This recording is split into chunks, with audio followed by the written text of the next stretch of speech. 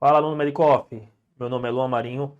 Hoje vamos dar início ao nosso módulo de anestesiologia e vamos começar falando sobre o principal, o que acontece antes da anestesia, a avaliação pré-operatória, tá?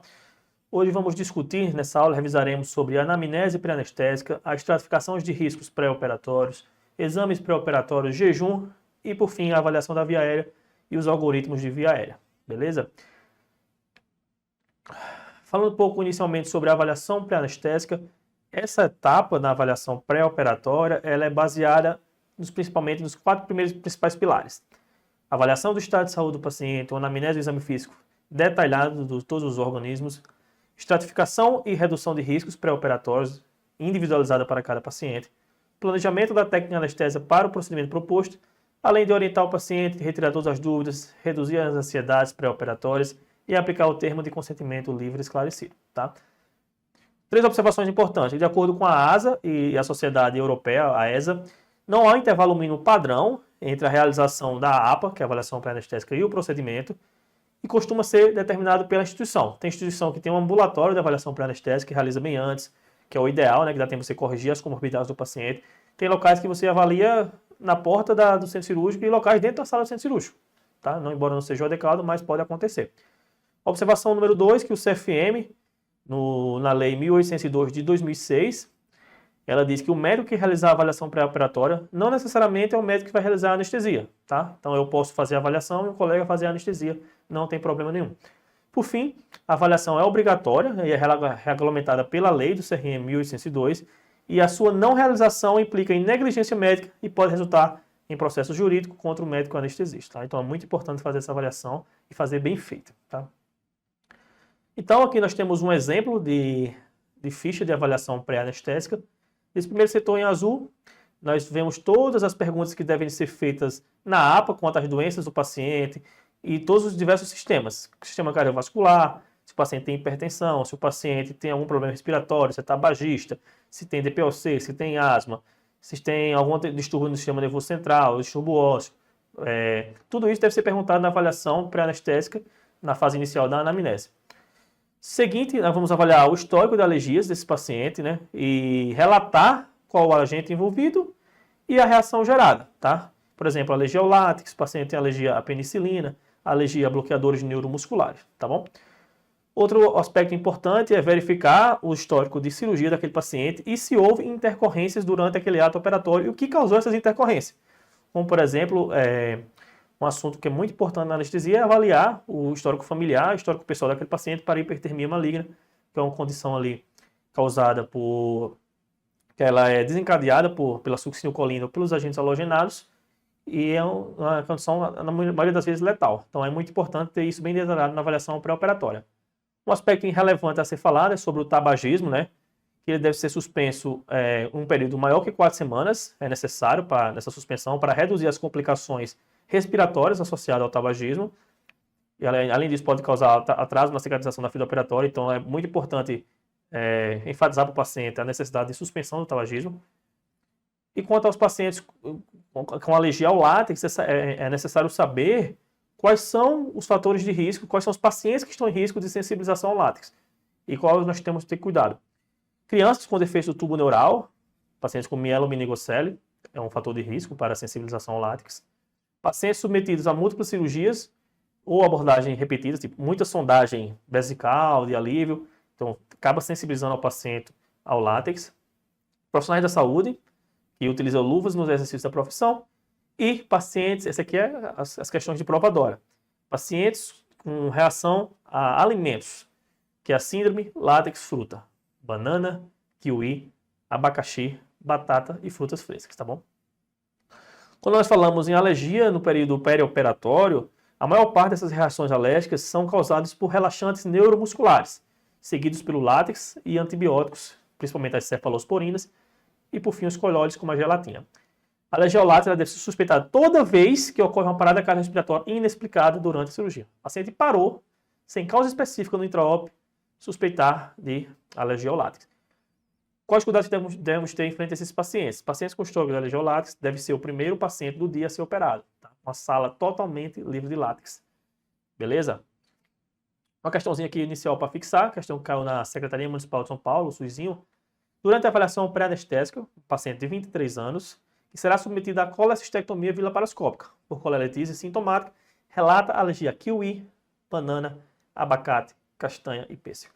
Dentro desse relato, o paciente deverá ser investigado para alergia a látex, lembrar da síndrome látex-fruta.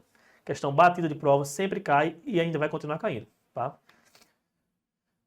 Então, quando realizamos a avaliação desse paciente, nós classificamos ele de acordo com o algoritmo do ASA, tá? Quem nunca ouviu falar, paciente é ASA 1, ASA 2, ASA 3, ASA 4, ASA 5 ou ASA 6.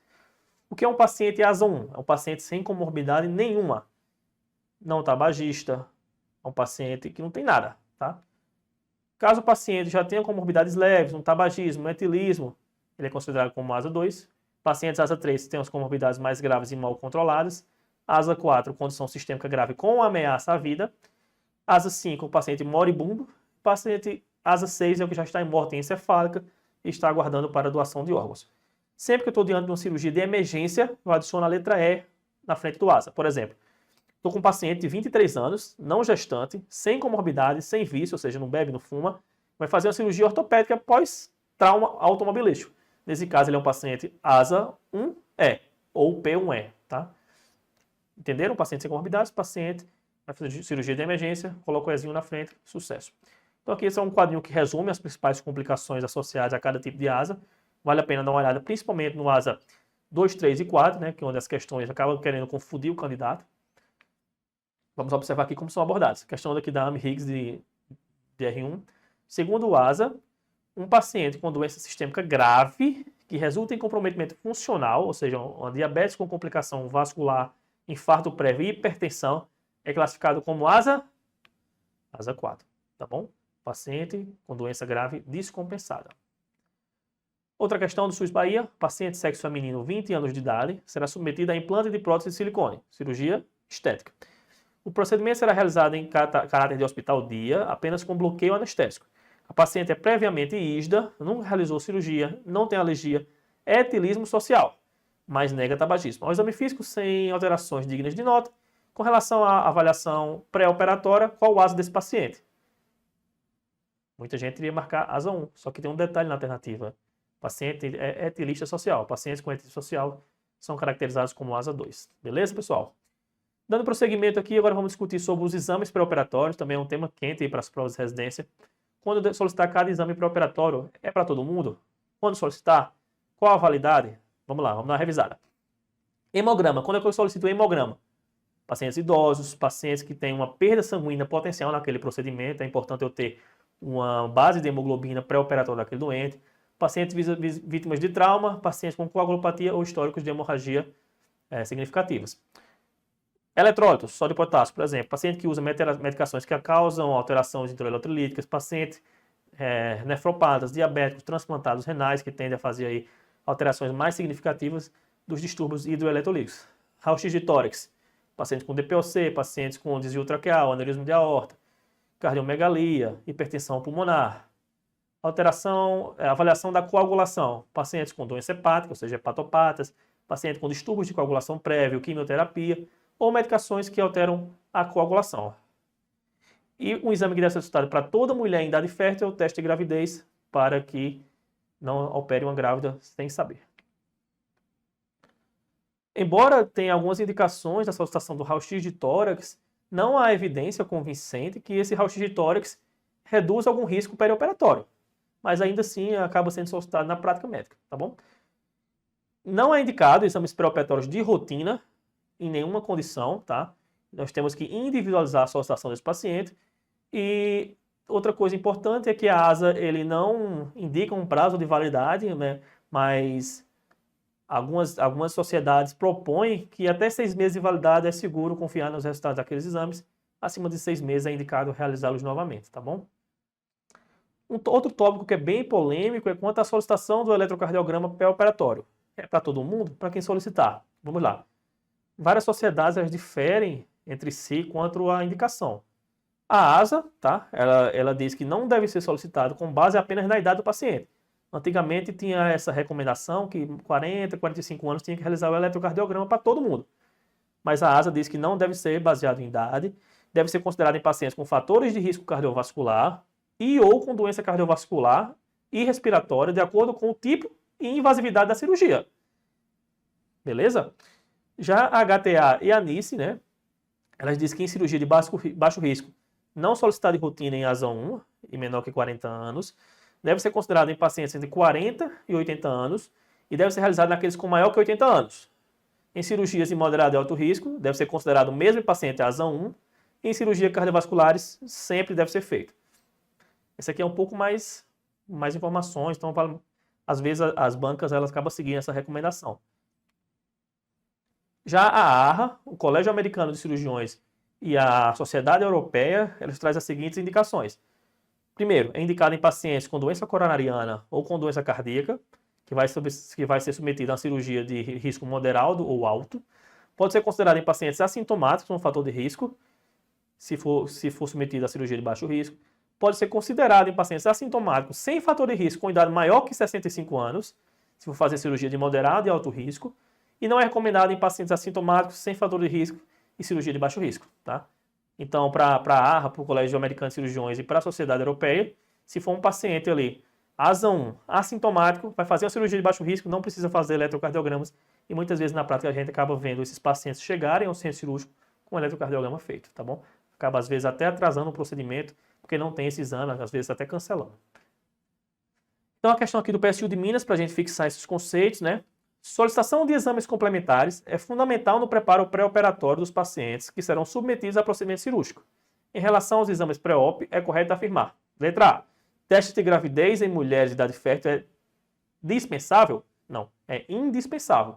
Todas as mulheres em idade fértil que vão ser submetidas à cirurgia devem ter um exame de beta-HCG realizado, tá bom? Letra B. É recomendado o eletrocardiograma em pacientes com doença cardiovascular ou cerebrovascular que serão submetidos à cirurgia de risco intermediário. Parece essa. Letra C. Não há necessidade de dosar hemoglobina em pacientes acima de 65 anos, mesmo naqueles que serão submetidos à cirurgia de grande porte. Tá?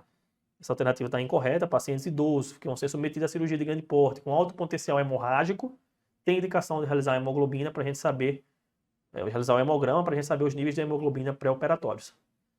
O ionograma não deve ser solicitado em pacientes que usam diuréticos, mas é imprescindível quando em uso de inibidores da enzima conversora de angiotensina. Qual diurético? Nós sabemos que alguns diuréticos podem causar distúrbio hidroeletrolítico, por exemplo, a furosemida. Então, o ionograma é válido ser solicitado em pacientes que usam alguns tipos de diuréticos.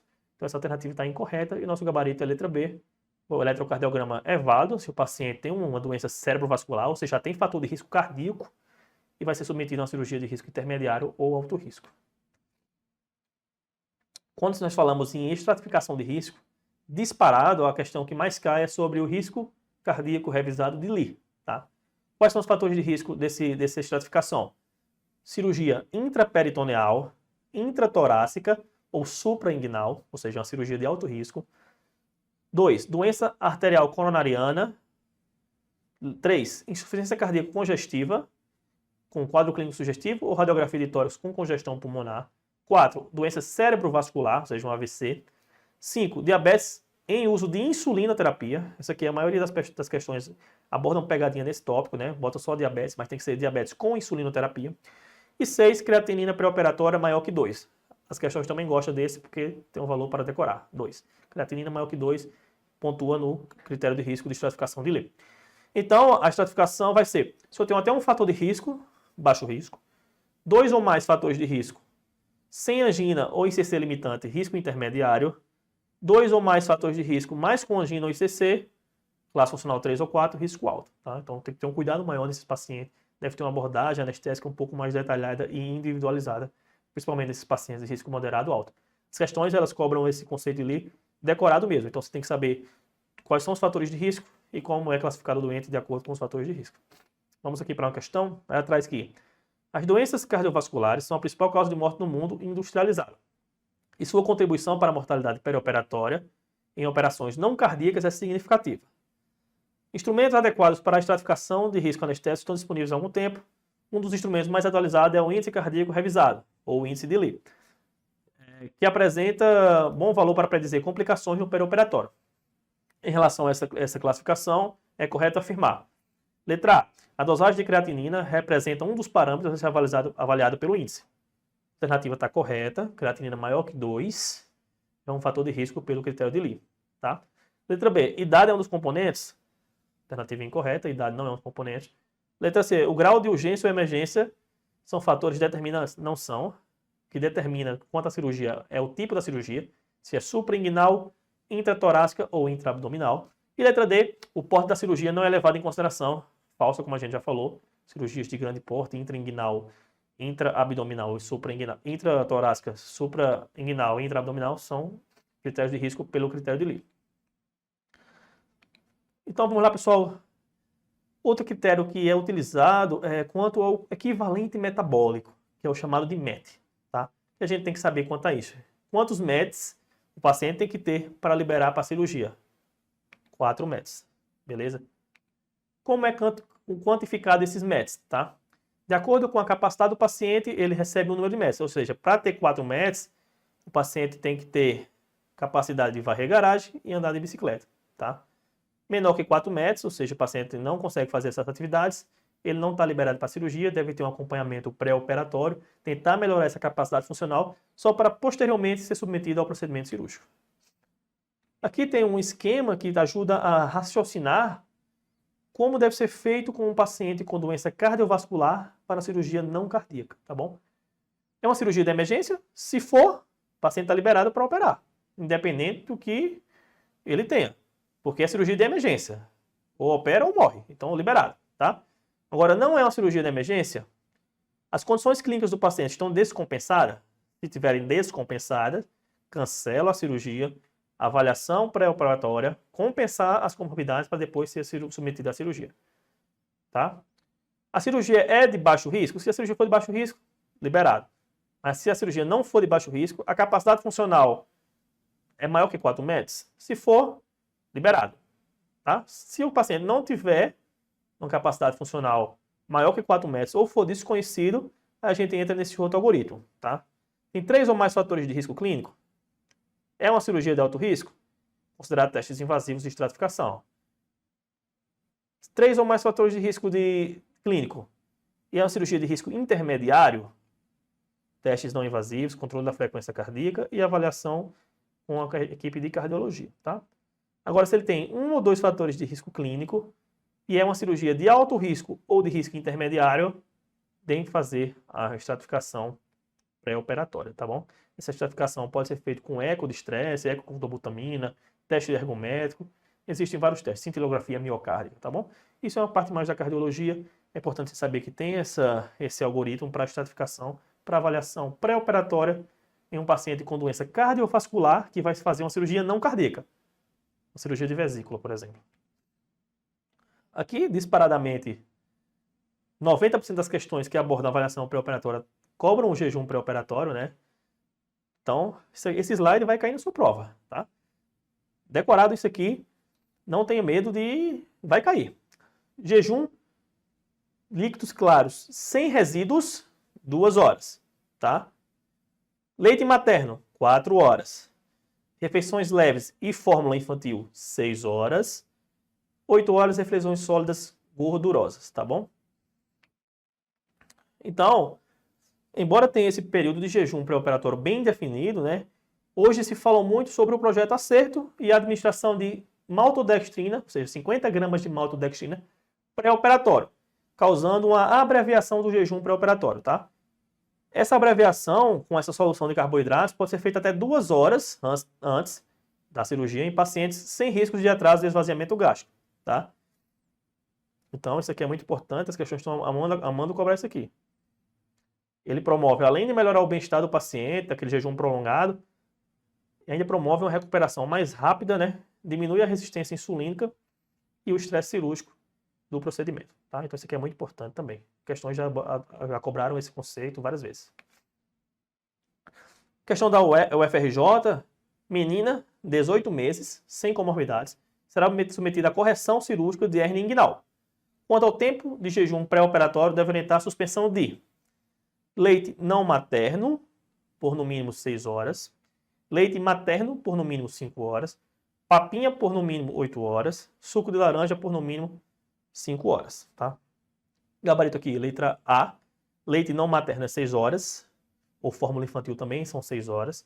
Leite materno são 4 horas. Papinha, depende da papinha, pode ser de 6 a 8 horas, né? Depende da quantidade, o que foi feito na papinha. Suco de laranja, se for sem resíduos, 2 horas. Quanto à abreviação do jejum, questão do SUS São Paulo, hein? Assinala a alternativa correta. Trata-se da liberação da dieta por via oral ou enteral dentro das primeiras 24 horas no pós-operatório. B. Trata-se de um procedimento aplicado em indivíduos obesos com administração de solução de carboidratos 2 horas antes do procedimento cirúrgico. Letra C. Os benefícios da abreviação são menos intensos nos indivíduos submetidos à cirurgia de grande porte, uma vez que os quadros de resistência insulínica é proporcional ao trauma cirúrgico. Letra D. O aumento da resistência insulínica após o uso de soluções de carboidratos deve, possivelmente, à capacidade da glicose em modular a resposta catabólica e inflamatória inerente ao trauma cirúrgico. E letra E. Atualmente, recomenda-se para a maioria dos pacientes candidatos à cirurgia eletiva líquidos contendo carboidrato ingeridos até 2 horas antes do início da anestesia.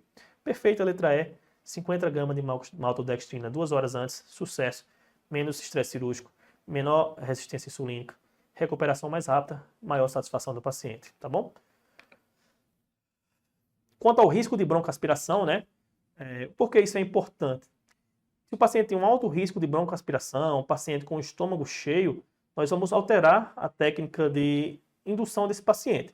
Pacientes com broncoaspiração, com risco de broncoaspiração, estômago cheio, pacientes sem jejum, nós optamos por uma indução em sequência rápida em vez da indução tradicional, esperar o tempo das medicações, tá? Então, quais são os pacientes com risco de broncoaspiração? Pacientes com abdômen agudo, oclusão intestinal, ilho paralítico, estenose esofágica, megaesôfago, acalásia, politraumas, pacientes com uso de análogo de GLP-1, tema quentíssimo, saquicenda, aquelas medicações injetáveis para obesidade. Então, isso aqui é muito importante, né? Histórica de regurgitação, doença de Parkinson, doença renal crônica, trabalho de parto. Então, tudo isso é muito importante, tá?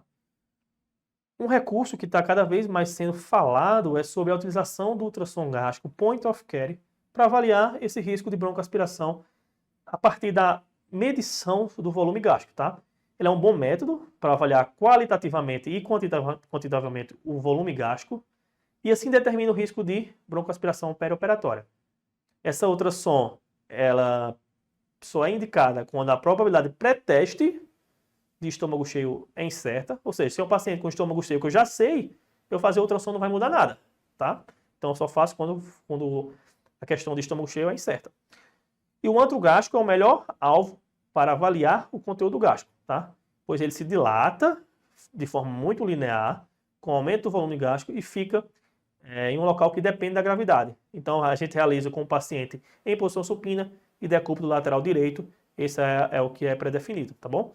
Então a gente coloca aqui o probe nessa direção, na região do antro gástrico, e podemos ver esse corte, tá? Quando vemos o corte, eu consigo medir, quantificar o volume gástrico, tá? Então, a anatomia normal do antro gástrico, na versão sagital, tá? O antro é identificado pela presença de duas estruturas na vista, o fígado e a aorta abdominal, tá? Então, quando eu tenho essa visão ultrassonográfica, eu consigo quantificar, medir ali quanto de líquido tem no estômago. A partir dessa medida de quanto de líquido, eu classifico e avalio se o paciente tem alto risco ou não de broncoaspiração, tá? A parte mais importante para o anestesista, né, é avaliar a via aérea do doente. Quando é que eu defino o que é que deve ser feito na avaliação da via aérea, né? Primeiro ponto mais importante, todo paciente que tem um histórico de via aérea difícil prévio, ele é considerado como via aérea difícil agora, tá? Então, história prévia de manejo de vias aéreas difíceis, pacientes com intubação prolongada, que pode levar a uma estenose traqueal, intercorrências prévias, radioterapia cervical, um fator de risco muito importante, né? Cirurgias de cabeça e pescoço, paciente com condições clínicas associadas como diabetes, obesidade, artrite reumatoide, porque tem limitação da movimentação cervical, bócio, por alterações da tireoide, acromegalia, Marfan. Então, tudo isso é importante a gente observar no paciente para predizer o risco daquele paciente ter uma via aérea difícil e, portanto, a gente deve se preparar para aquela via aérea difícil. É necessário uma intubação acordada? É necessário um videolaringo, um fibroscópio? Então, tudo isso já é decidido desde a avaliação pré-anestésica. Uma classificação que é mais conhecida de todas é a avaliação do Mallampati, tá? Porém, isoladamente, o Mallampati não prediz viária difícil. Eu posso pegar um paciente com Mallampati 1 e ter uma viária difícil, e posso pegar um paciente com Mallampati 4 e ter uma viária fácil, tá? Mas as provas adoram esse conceito de Mallampati e essa classificação de classe 1, 2, 3 ou 4. O paciente Mallampati 1 é aquele paciente que vemos tudo. Palato mole, falce, úvula e pilares amidalianos. Paciente classe 2, vemos o palato mole, a falce e as úvulas apenas. Classe 3, palato mole e base da úvula visível. Aqui. Classe 4, não vê nada, só o palato mole. Então, uma forma de a gente lembrar é tudo, quase nada e nada, tá? Tudo, quase nada e nada, tá bom? Aqui é uma forma que a gente avalia. Na avaliação pré-anestésica, a gente pede o paciente ficar na mesma altura da gente, abre a boca no máximo, sem fonação, tá? Não precisa emitir som. E a partir disso a gente classifica em Mallampati 1, 2, 3 e 4, sendo os Mallampatis 3 e 4 associados, pode predizer um risco maior de viária difícil. Embora isoladamente esse critério não seja muito fidedigno. Então, outros critérios da avaliação da viária difícil é uma abertura da boca menor que 3 centímetros ou 2 dedos, tá? Então, quando tem essa abertura menor que isso, é um fator de viária difícil, Mallampati 3 ou 4, como eu já falei. Uma distância externo-mento menor que 12,5, o paciente tem que estar com a cabeça estendida e a boca fechada. Distância tireomento menor que 6 centímetros ou 3 dedos, tá? Mobilidade cervical reduzida, o paciente ali com radioterapia cervical, espondilite anquilosante, com artrite reumatoide. Essa mobilidade, se ela for inferior da flexão sobre o tórax de 35 graus e extensão menor que 80, é fator de risco. Retrognatismo e a mobilidade mandibular. 2 ou mais desses preditores é possível viária difícil, portanto o anestesista deve estar mais atento na abordagem dessa via aérea, tá? Na instrumentação dessa via aérea. Quais são os preditores de laringoscopia difícil? Uma abertura da boca limitada, uma protusão da mandíbula limitada, um palato arqueado, uma distância tireomento reduzida, Mallampati 3 ou 4, uma complacência submandibular reduzida, extensão cervical limitada e uma circunferência cervical aumentada nos pacientes obesos. Uma avaliação muito importante é essa mobilidade da mandíbula, que é o Upper Lip Beat Test, tá? Que você solicita ao paciente para morder os incisivos superiores, morder com os incisivos superiores o lábio superior e verifica a mobilidade da mandíbula. É um bom preditor de laringoscopia difícil. Pode ser classe 1, classe 2 ou classe 3. Classe 2 e 3 são as que mais associadas à viária difícil. Então, aqui essas imagens representam quais são as prováveis viária difícil. O paciente aqui, ó, retrognata, uma extremidade cervical muito grande, possivelmente uma redução na mobilidade cervical. Esse sinal aqui que é muito importante, que é o sinal da prece, está relacionado com a redução da mobilidade cervical. Pacientes pós-traumatizados com colar cervical, que não consegue estender bem a pescoço, você não consegue estender pelo risco de trauma raquimedular. Pacientes com Mallampati 3 e 4, uma distância interincisivos muito reduzida, não tem uma abertura bucal, não consigo nem colocar o laringo. E o Ronaldinho Gaúcho, que é os dentes incisivos longos, tá? Dificulta a laringoscopia e aumenta o risco de trauma dentário. Outra escala que é muito importante, que essa aqui é vista quando a gente faz a laringoscopia. Você laringoscopou, você vai classificar o Cohen-Mac-Lehane, tá? No pré-operatório, a gente avalia o Mallampati. No intraoperatório, avaliamos o Cohen-Mac-Lehane, tá bom? Essa aqui é a visão da laringoscopia perfeita, todas essas estruturas são vistas durante a laringoscopia. E a partir do que a gente visualiza, nós classificamos no Cohen-Mac-Lehane em 1, 2A, 2B, 3A, 3B e 4, tá? Letra Cohen-Mac-Lehane 1, maior parte da fenda glótica visível, todas as estruturas são visíveis, as cordas vocais, as aritenoides, a epiglote, tá? Apenas a porção, na 2A, apenas a porção posterior da fenda glótica é visível. 2B, apenas as cartilagens aritenoides são visíveis.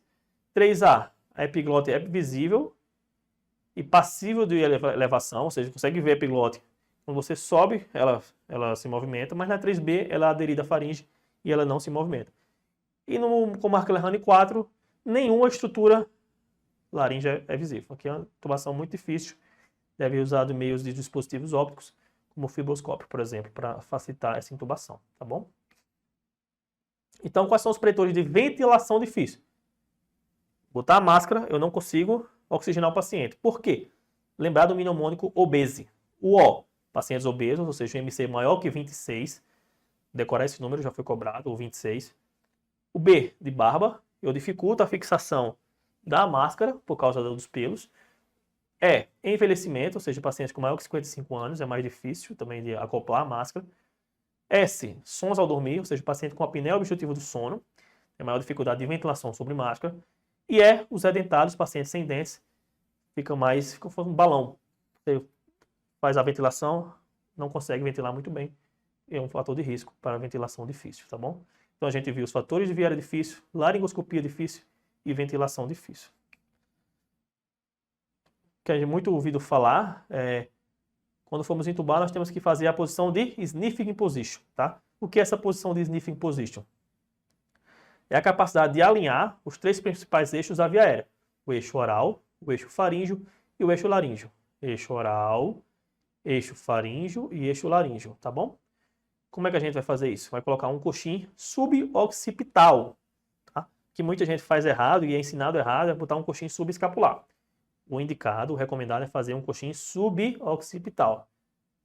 Exceto nos pacientes obesos, em que o alinhamento desses eixos é mais dificultado e por isso temos que fazer a posição de rampa. Devemos rampar o paciente.